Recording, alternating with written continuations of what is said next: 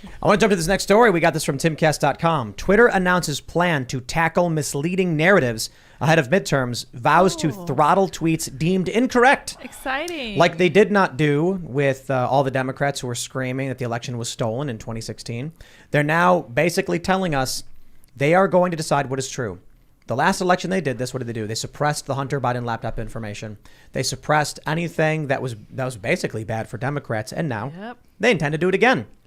So I don't know if there's any point in reading in what they claim is going to be done. Their civic integrity This seems like a really project. good news site. I think you maybe should read it. No. But the point is, like, why? Who cares about what Twitter has to say about why they're going to be censoring and controlling the flow of information? I'd like to hear a little bit about it. What's the official statement here, or at least the civic integrity policy covers the most common types of harmful, misleading information about elections and civic events, such as claims about how to participate in civic process, like how to vote, misleading content intended to intimidate or dissuade people from participating in the election, and misleading claims intended to undermine public confidence in an election, including false information about the outcome of the election, Twitter said in the announcement. Harmful. The thing about all that is you're allowed to do all that stuff. That's free speech. As long as you're not inciting violence. Sort of. Not entirely. I mean, you're allowed to tell people not to vote. Yes, but I don't think you're allowed to defraud people by like telling them the wrong voting day.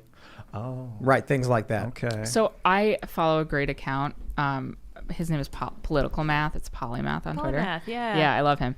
And so he retweeted the CDC's guidance about the kids vaccine between 6 months and 5 years old, saying like, absolutely get, these young children vaccinated. And Polymath retweeted it and said, fire these people. This is unspeakable stupidity on the part of the CDC. That agency should be burned to the ground, which is opinion. Yes. First of all, it's opinion. And second of all, it's a call to violence. Well, that's their interpretation. No, of it. they call it misleading. Oh, okay. They don't call it a call to violence. But if you look at the numbers of people who have had their young children vaccinated for COVID between 6 months and 5 years of age, I wrote about this for Deseret like 2 weeks ago. The numbers are at like 3% right now. Mm-hmm. So when I see a misleading tag on Polymath's opinion about the CDC's statement, it makes me be like, oh, there is something up there. Like, it backfires on them. Right. Yeah, right. because I see that and I think like, why are they gatekeeping like that? But I think a lot of this is just failed. It's what's the right word? What's the politically correct word of saying your brain doesn't work? The people at Twitter are really dumb, and there are people at Twitter that are really evil. And then you have the government trying to get Twitter to censor people, which we've heard over and over and over again now. So what happens is they're like, hey, let's implement a policy. What happens? There's been several instances where people's tweets have been flagged and the fact check is totally unrelated. And it's like this really weird thing, like, huh? There have been several instances where guidance has changed and they've been like, hey, the CDC is like, we're revising our guidance. And then Twitter flags it as fake news. Here's what the CDC says. And then links to like an article from the year before. There was a famous incident on Facebook where I think it was the CDC's own website was labeled fake news because these machines don't work. Yeah. They don't know context. They don't have up-to-date information.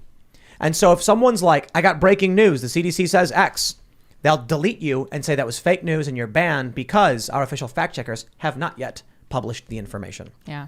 So when they talk about getting involved in the election, at what point, I'm going to say it. I was going to say, at what point do we as a society do something about the interference and manipulation of our elections? The problem is there's no mechanism for solving this. And that's it. There's no political process for solving it. It's just there. Twitter is this corrupt, broken, evil machine. And I don't care if the intention put into it was good. What came out was evil. And what do? Antitrust? The people who run this platform are all out of their minds. Elon doesn't even want it anymore. And he said he hopes that he doesn't have to buy it. There's no saving these broken social media platforms. It's like, you build a machine that runs wild and starts destroying you, and you don't know what to do to stop it. Well, you got to free the schematics so that someone will figure out how to stop it. That's why I advocate for freeing the software code. You can at least make it better and more interoperable. I think that people aren't going to be able to take Twitter's code and then change Twitter. They're going to be able to replicate it and make more problematic versions of the same garbage. Or better, and then the people at Twitter will be like, oh, we could do that. Let's change our better code. Does not mean better for society. I know. Better could mean generates more revenue, which means worse because now it's more algorithmic manipulation making people click and get brain It rot. depends on who you ask. Better could mean more manipulation of the masses to get them to vote for who I want them to vote for. But I think better, I kind of think, allotropically, I think that's not the right word. But I think the betterment of the whole of the community, I don't want less constriction on who's controlling it, but I guess, I don't know. I'm not in the military.